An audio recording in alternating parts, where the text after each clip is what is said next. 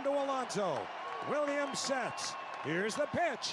Swinging a fly ball to right field. Pretty well hit. Frelick back at the wall. He jumps. It's gone. He did it. He did it. Pete Alonso with the most memorable home run of his career. Pumps his fist as he rounds second. It's a 3-run homer. He's given the Mets a 3-2 lead.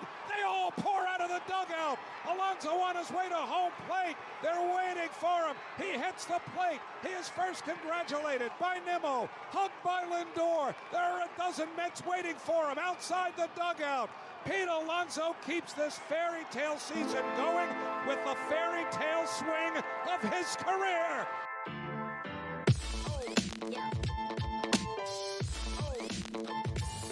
And with that swing of the bat, Pete Alonso sent the Mets to the NLDS and a date with the Philadelphia Phillies on Saturday night, Game 1, and an unbelievable, the never say die Mets. This team, I know it's been used a million times, but the word resilient, it's just so fitting. I mean, for the second time in 4 days, they hit 2 top 5 home runs in the franchise's history. In 4 days. You had Lindor the other day. I mean, this team, they started 0-5. Alonso has struggled all year. Alonso was being run out of town just the night before. He was tripping over his own bat coming out of the box, stumbling down to first base. He was being run out of town. There was no way he was going to get a contract. Now the guy will get whatever he wants, whenever he wants in this town. Forever. That is a forever home run. And Alonso, with one swing of the bat, completely changed the narrative. Forget about the series and the playoffs and everything ahead of this team. With one swing of the bat, he changed the whole narrative around him forever here in this city. That will be remembered forever. That is a top 5 home run in the history of the Mets. And just 4 days before, Lindor had a top 5 home run in the history of the Mets. And we're going to go over my top 5 Mets home runs of all time in a little while. But to have that moment for Pete Alonso, a guy who was getting run out of town, a guy who was labeled as not clutch, Pete Alonso hit the home run when they're up 9-2. And then it's all erased with that one swing. The whole thing, the whole narrative around Pete Alonso has changed, and the whole narrative around the Mets have changed. In 2 weeks, they've changed. They've gone from, lovable losers and heartache hotel and feel bad for the fan base to now this team can't lose. They can't lose. They were 0-5 to start the season. Then they were terrible for 2 months. Then since then, since they had a meeting, a players only meeting, they've been the best team in baseball straight through. Including last night. And they got it from everywhere last night. I mean, that was a brilliantly pitched game by both starting pitchers. Quintana was unbelievable. That's the Quintana that we signed when we were looking for an ace. Severino has come around lately. And now, all this, the never say die fairy tale Mets get their ace starter back, as it was announced today, about 2 or 3 hours ago, that Kodai Senga will start Game 1 tomorrow night in Philly. I mean, I hate to say that the team at Destiny and stuff like that, but is there anything else? You can't say anything else. This team, they were dead to rights yesterday, and that's what's beautiful about baseball, is it's not over until the last out. Every day this year, every day, someone either online, on Twitter, on the radio, on this show, anywhere, has questioned and second-guessed Pete Alonso to no end. He was being run out of town just the night before. And now, he's forever. With one swing of the bat, he's forever. Unbelievable. And this team with the way they come back, and now I'm going to tell you, I didn't think they were coming back last night. I didn't see it. It was they were getting shut down, and we've seen the Mets play like this before. We've seen them get shut down by pitchers and games like that, and it seemed like it was the kind of way the season might end. Right, The bullpen blew it. Budo came in after Quintana was brilliant through 6 innings. Budo comes in, and it's back-to-back home runs, and they're both, no doubt about it, shots. And the Mets could get nothing going until that Alonso hit, until the Nimmo hit, base hit right before Alonso's home run. The Mets had 2 hits all night, and Lindor had both of them. And that's where you say, okay, it's fitting.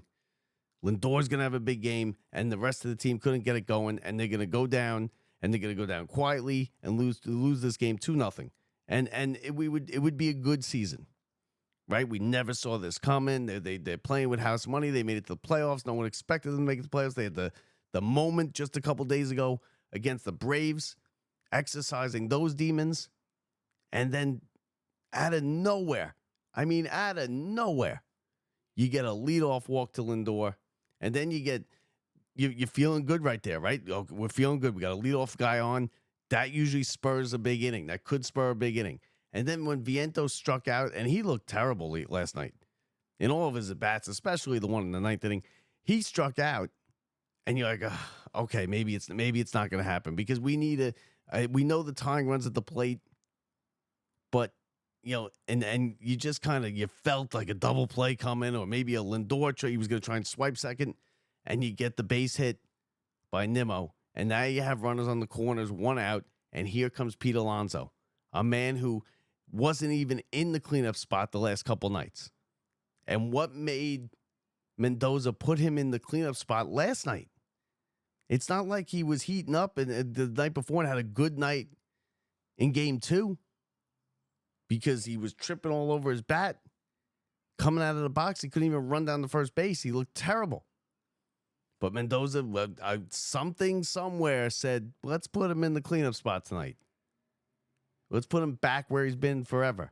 And they put him back in the cleanup spot, and as the baseball gods have it, he came up with the game on the line and a chance to win the game for the Mets, and he did it. And I got to tell you, in the bottom of the 9th, I had thought they were going to blow it, especially when they got the leadoff hit. And I was like, here we go again. This damn bullpen. But they got the double play, and you know what? That double play by Lindor is underrated, and it's going to go underrated forever. But that was a great play. He had to pick it on the short hop. He ran a long way to second base, and then just fired a bullet to first to get the guy and end the game, and the Mets move on. And they had not, forget about the Yankees. The Yankees are now old news. They haven't played in a week. Nobody's talking about the Yankees. The Mets tickets are double the price on the secondary market as the Yankees. You get into the Yankee game for $160, $170.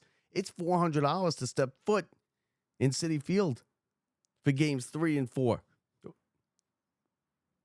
So, right now, and the city's a different place when the Mets are good. It's just a different feel when the Mets are good. It's kind of like when the Jets are good. It's not the old guard like the Giants or the Rangers. It's like when the Islanders, Jets, or Mets are good. It's a different feel. And that is just encapsulated the entire city. Everybody's talking about it.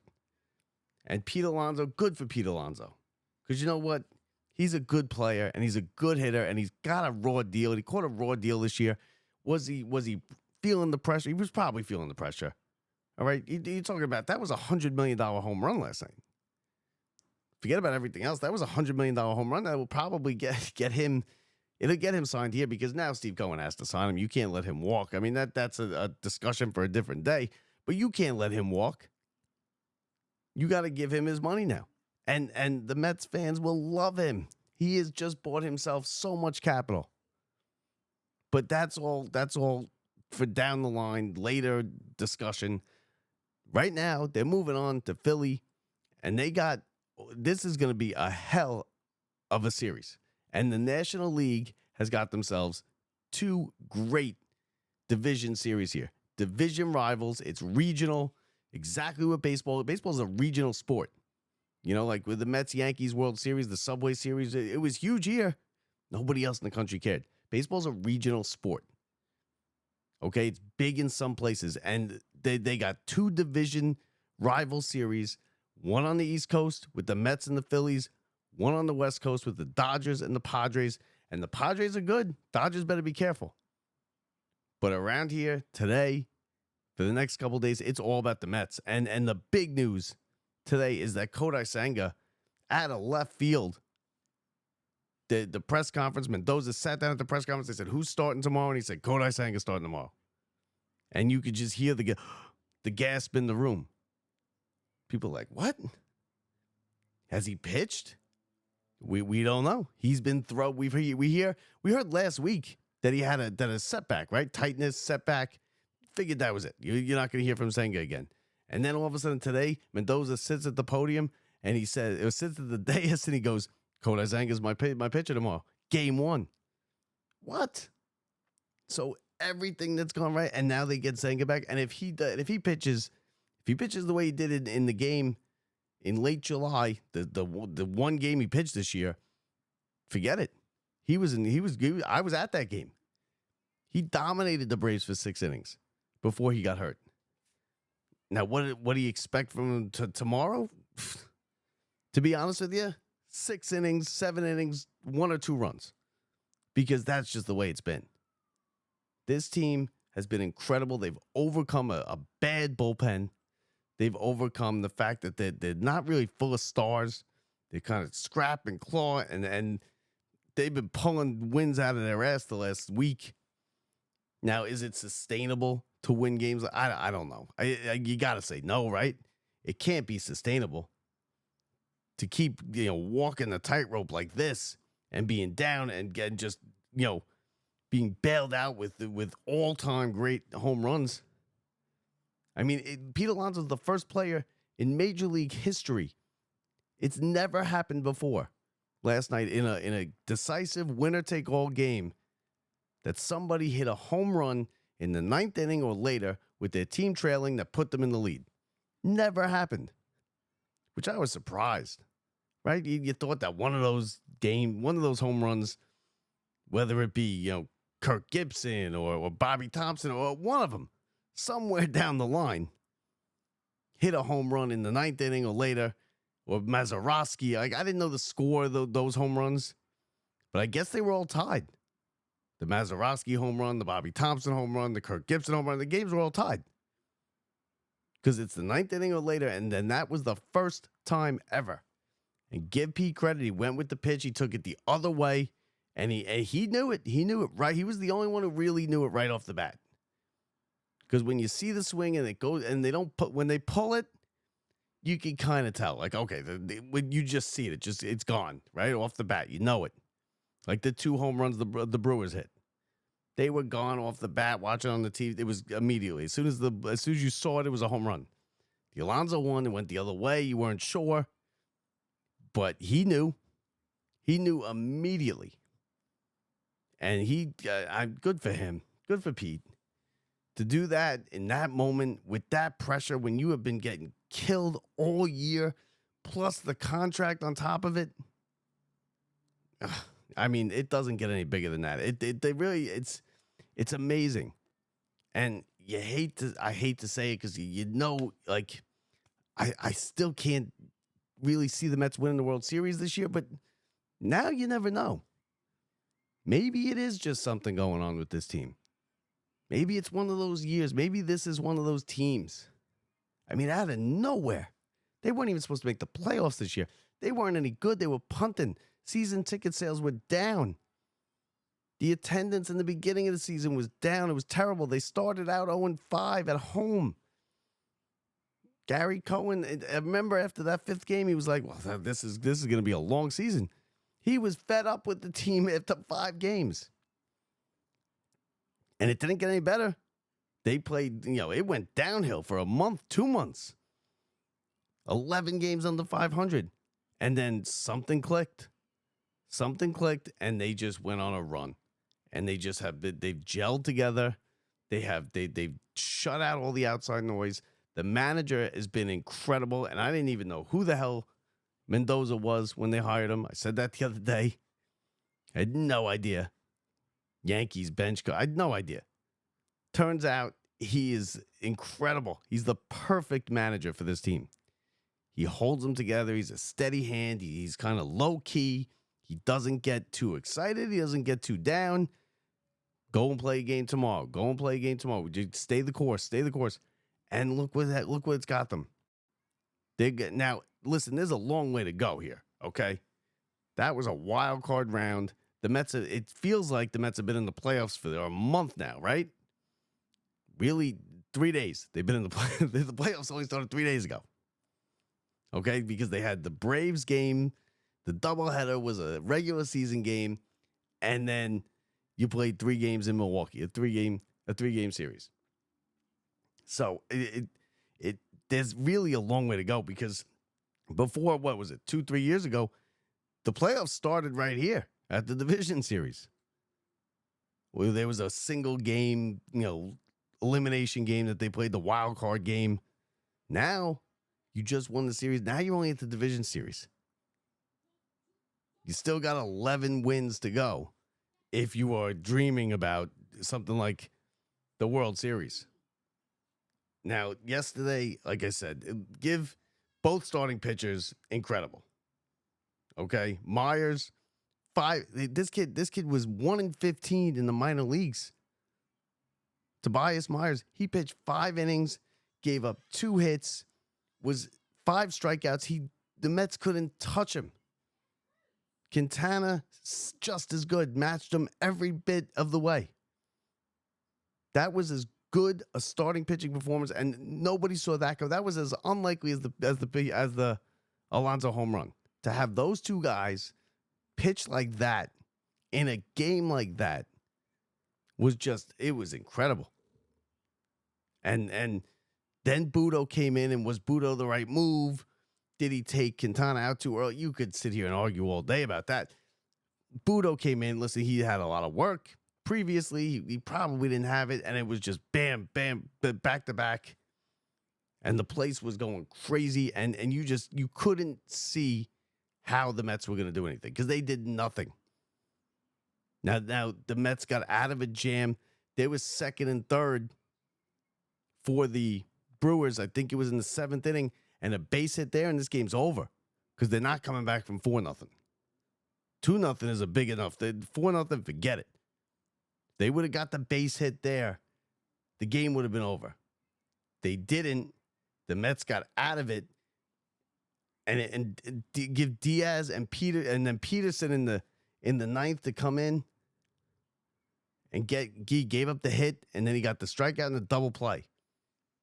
And like I said, that Lindor double play is underrated because that was a great play. The way he picked it, he ran a long way to second base, and then in one motion, stepped on the bag, gunned it to first, and the series was over. And listen, you feel bad a little bit for the Brewers fans, right? Because we've been there before. Like, we know Mets fans know what it's like to be in the situation that the Brewers fans were in last night. Sucks. It sucks. But now it's our turn. Maybe it's our turn. Now, like I said, there's a long way to go. This is not going to be an easy series. The Phillies are a better team than the Mets, but the Mets have played them tough. And there's absolutely no reason to think the Mets can't win this series. The Mets played the Phillies big games down the stretch. That series at Citi Field right before they went to Atlanta against the Phillies, the Mets took 3 out of 4. Those were big games for the Phillies too. Remember, they would neck and neck with the Dodgers going for the top seed for home field. So it wasn't like the Phillies were laying down or doing anything. Like, the Phillies were playing those games. And it's gonna be a brutal series. And I think it's gonna probably go to distance.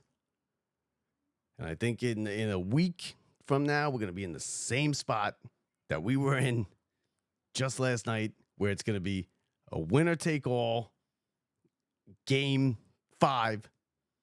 And if you look at the schedule, there's not a single game later than 5 o'clock. The television is not respecting the series, which I'm surprised. They got the Yankees Royals prime time every night. They got the Dodgers prime time. They're West Coast, so they kind of have to. But you got the game 1 tomorrow, Saturday 4 o'clock, Sunday 4 o'clock, up against the NFL. Then you got Tuesday and Wednesday at Citi Field, both at 5 o'clock. People are going to be rushing home from work, leaving work early. And then game 5, if it gets there and there's another, and now these games 4 and 5 can change the time because depending on what the other series do, and if they if they have an empty slot and it's the only game being played, they will play it at 8:00. But right now, to have a game 5, a trip to the NLCS on the line, Mets, Phillies, and you're gonna play that on FS1 at 4:00. I don't know why they did that, but that's a whole nother thing. There was also a question as to whether or not the Brewers closer was tipping his pitches. Was Williams tipping his pitches or not? It looked like, if you saw the John Boy breakdown, he did an excellent breakdown of it where he shows you the mitt, and it looked like somebody said something to Alonso before he went up. It looked like the Mets might have been tipping his pitches. And listen, there's nothing wrong with that. If it's not cheating or anything, if the Mets picked up on him and he was tipping his pitches, he was digging his hand in further to get the grip on the changeup, and you could kind of see change in where his glove was and how deep his hand went into the glove. But if major leaguers could pick up on that, and it sure looked like when you watch the John Boy breakdown of it, and I suggest you go check it out. It's on Twitter. It's you'll find it. It looked like he was tipping his pitches, because he doesn't give up home runs like that. That's a one-time thing for him. And Alonso was on it, and he waited for it. He let it come to him, and he put it the other way, and he hit it a long way. He got the barrel out, and he hit it the opposite way, and it was gone. And just like that, the Mets now are going to the division series to play the Phillies, and it's going to be a great series. The Mets and Phillies have never played in the playoffs, which is shocking to me. There's a lot of things that were shocking that we found out last night. One, the fact that nobody had ever hit a home run in the 9th inning or later down in a decisive game 7 or 5 or the winner take all game. That to me seems ridiculous. 2, that the Mets and Phillies have never played each other in the playoffs. Are you kidding? Oh, how much fun is this going to be? Now, it might not be fun, right? If the Mets go in there and they get swept away, are they going to be tired? They got to be tired, right? The Mets have been on the road now for 2 weeks, it feels like. I was at the last game at Citi Field that was played there, and that was like 2 weeks ago, it feels like. And the Mets have been playing playoff games and must win, and they get since that West Coast trip in August. They went on that West Coast trip, and I sat right here in this seat and said they got to go 7-3, 6-4, and what they do, they went out west and they did it.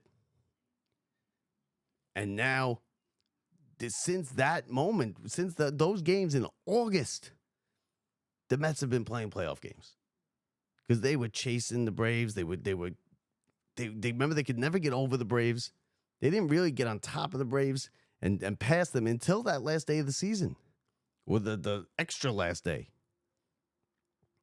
And just to have all the magic that has gone on, I mean, the comebacks and the up and down and roller coaster. And like I said, it's been like this the whole season. Because if you were a fan, if you're a big Mets fan like me, and like I'm sure a lot of you are, you watched all these games and it was up and down all year. They were blowing games in the bullpen. Then they'd get a big win streak and then they'd tank. It was the most inconsistent team I've seen in a long time. And it took a toll on you just watching these games. I can't even imagine how it is playing them. And then to be playing basically playoff games since the middle of August, and now you're in October, and you still got a long way to go. You're only in the division series.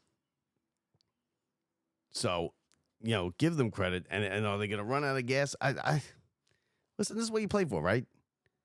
The kids, the young, and Nimmo. And Nimmo he's a great interview. It turns out that his grandmother died yesterday before the game. He didn't tell anybody. Then after the game, he was doing an interview with SNY, and he's like, I just want, my grandma died this morning, and nobody knew about it. I didn't tell anybody. And to go out there and play the game like he played, and to get that hit in the 9th inning, that's a huge hit. Because if he makes it out, if he rolls over one and grounds into a double play, the game's over. If he makes it out, then you got just Lindor on base, Nimmo, Alonso's coming up, and you're like, okay, probably going to be the end of the series. And then he comes up and he hits it. And like I said, that changes the narrative for Alonso. Went from being run out of town to he will never pay for anything again in the town. And now he could do no wrong. Now, it's not saying they're never going to get on him. Of course, people are going to get on him again. But now Cohen's going to have to sign him. He's going to be on the team. But I'm just the day before they were running him out of town because he falling over his bat. How many times did somebody say to you, "Oh, Alonso, yeah, he'll hit a home run when it's 9-2. He's not clutch." Well, it doesn't get any more clutch than that. 3-run homer in the 9th inning of a deciding game, first player ever to do it in history. So I mean that is just pretty crazy. And I was thinking, what are the top 5 all-time Mets home runs? Top 5 all-time, and there's a lot of them. And it was tough to get down, but I got down to 5, and these are the ones that I picked. Yeah, sure, you're going to have arguments with it. There's going to be people that think other ones go in. I have some honorable mentions, too. 5, I went with the Grand Slam single. Was it a home run? It was a home run, all right? Went over the wall, Grand Slam single, Ventura, Game 5 against the Braves, number 5. Because they lost that series. They won that game. That was that wild marathon game. And then they lost the game and then they lost the series in 6. With the Mets walking in the winning run to the Braves, of course. 4, I went with Lindor last week against the Braves. I know a lot of people want to put that 1 and 2 with Alonso. It's recent bias, I think.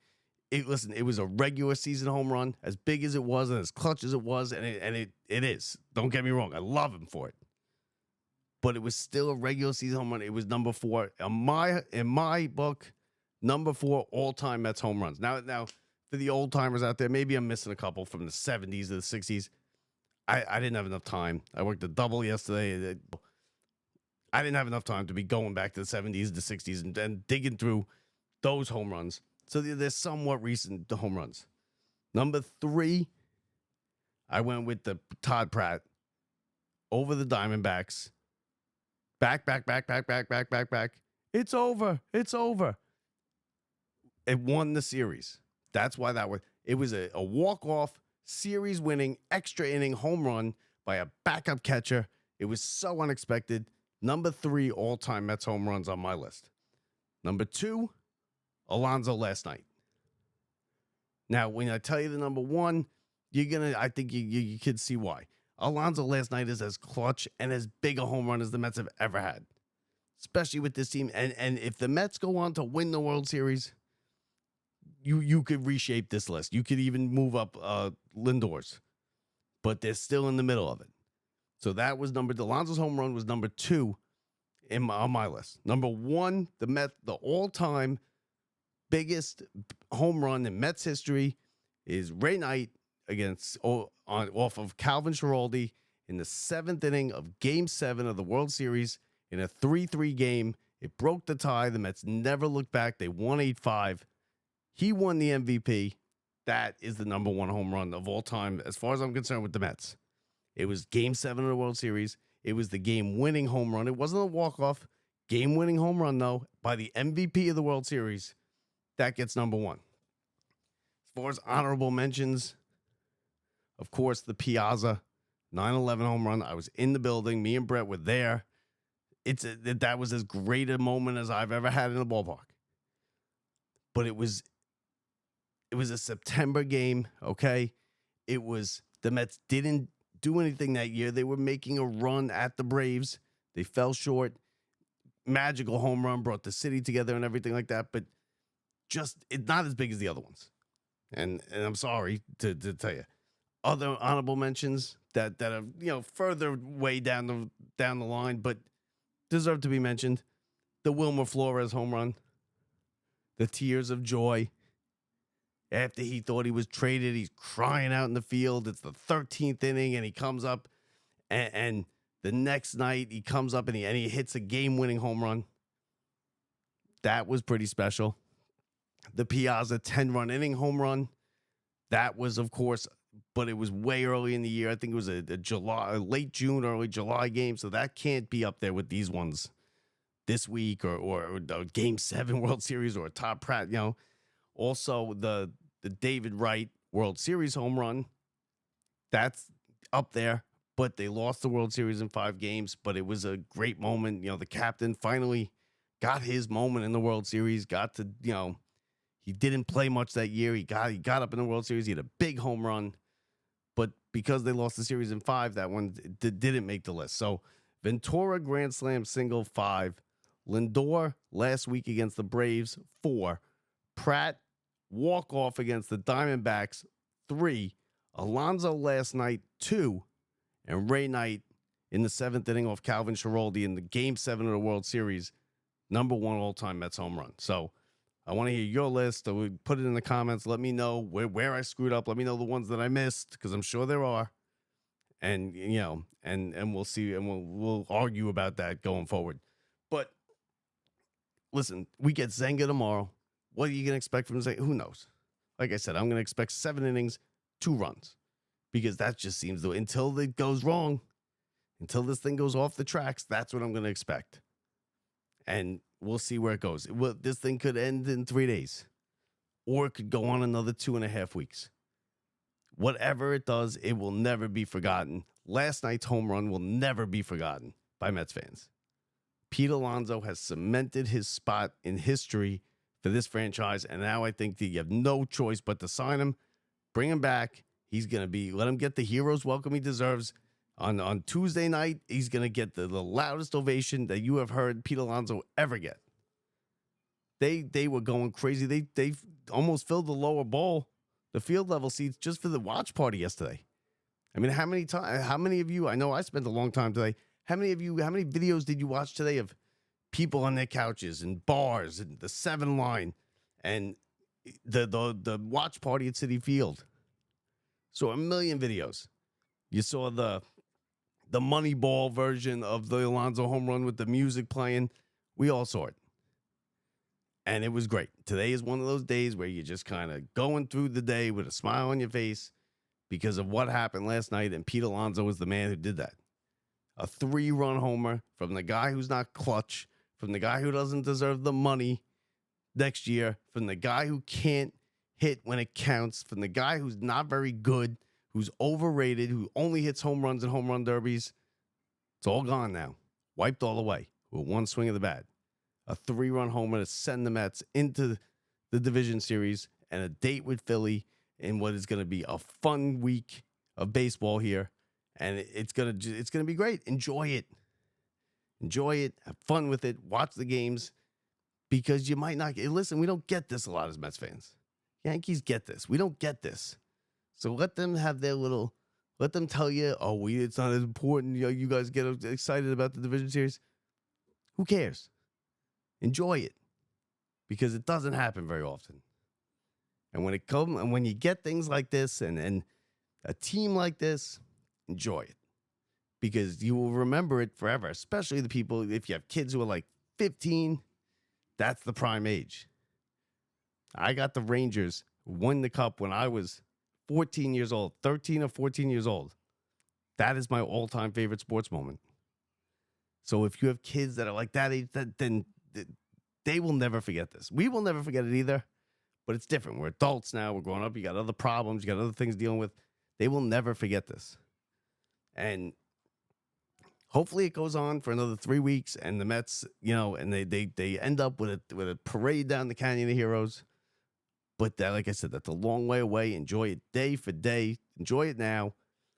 Kodai Senga tomorrow. It's going to be, listen, Phillies are a tough team. Phillies are going to be a tough out. I think this series goes the distance. I think this series absolutely 100% goes the distance. You got game 1 tomorrow. There's no games today. Game 1 tomorrow. You got our old friend Zach Wheeler, who he pitched it that Sunday night that I was at, and he pitched a hell of a game. He shut the Mets down. He's a former Met, now good to the top, to the nth degree. He's 16-7. He has an under 3 ERA. He's going up against Kodai Senga, who's pitched a total of 6 innings this year. 6 solid innings, right? But 6 innings. We have no idea. Last week we heard he had a setback and a tightness in his elbow. Never in a million years did you think you'd be hearing Mendoza come to the podium and go, Kodai Senga's starting tomorrow. That thing, you know what? It just goes along with everything. Everything is a shock value this year. You never see anything coming with this team. You never saw Lindor hitting that home run. You never saw the Alonso home run last night. You never saw Senga starting the game tomorrow. Maybe it's just one of those years. Enjoy it, because it's a lot of fun so far, and it's going to be a lot of fun this week. Let's go Mets. Let's hope they could somehow get through the Phillies, and then you get the winner of the West Coast. The baseball is in full swing right now, and they are rocking. This is what baseball is at its best. In the postseason, when every pitch counts, when everything is so important, every minuscule detail is so important. From the where the players place themselves in the field for a hitter, to who the pitcher is, to what the manager does. To think about it. Alonso was hitting in the 5-hole and 6-hole in the last 3 days. He did nothing. What made Mendoza put him back in the cleanup spot? There's no logical answer, but he did it. And because he did it, he came up with the game on the line, and he stepped up in the clutch like nobody thought he could, and he won the game, and here we are. So game 1 tomorrow, 4:08 first pitch. FS1 is where the series where you can find it on TV. You want to listen to Howie, he's on 880, and a great call by Howie, of course. Kodai Senga against Zach Wheeler. Let's see what they got. Let's see what we can do. Let's see if we can take down the Phillies. That place rocks in the play. You want to see a building that rocks in the playoffs? Watch that game tomorrow. Phillies fans, they're no joke. We might not like them. We might not respect them. But they'll bring it tomorrow, and they bring it in the playoffs. So that does it for us. Listen, a lot of fun, folks, right? I had to come on today. I had to do something. I had to talk about the game. Even if I'm only talking to myself here, I had to talk about the game. Mets, Phillies tomorrow. Mets win the wild card series 4-2. Mets win it. On to Philly. Game 1 tomorrow afternoon. 4:08 to first pitch. Enjoy it, folks. We'll be with you probably tomorrow. The next day, we'll be with you throughout these playoffs. So we're trying to get Bob Usler on. I'm going to talk to him tonight, see if we can get him on. Talk before the game. We'll see how it goes. Either way, I'll be here. Brett will be with you. We'll take you through the playoffs. Enjoy it. From the Brian Gunzel Studios, I'm Bob Walters. See ya. 3-1 to Alonso. Williams sets. Here's the pitch. Swinging a fly ball to right field. Pretty well hit. Frelick back at the wall. He jumps. It's gone. He did it. He did it. Pete Alonso with the most memorable home run of his career. Pumps his fist as he rounds second. It's a 3-run homer. He's given the Mets a 3-2 lead. They all pour out of the dugout. Alonso on his way to home plate. They're waiting for him. He hits the plate. He is first congratulated by Nimmo. Hugged by Lindor. There are a dozen Mets waiting for him outside the dugout. Pete Alonso keeps this fairy tale season going with the fairy tale swing of his career.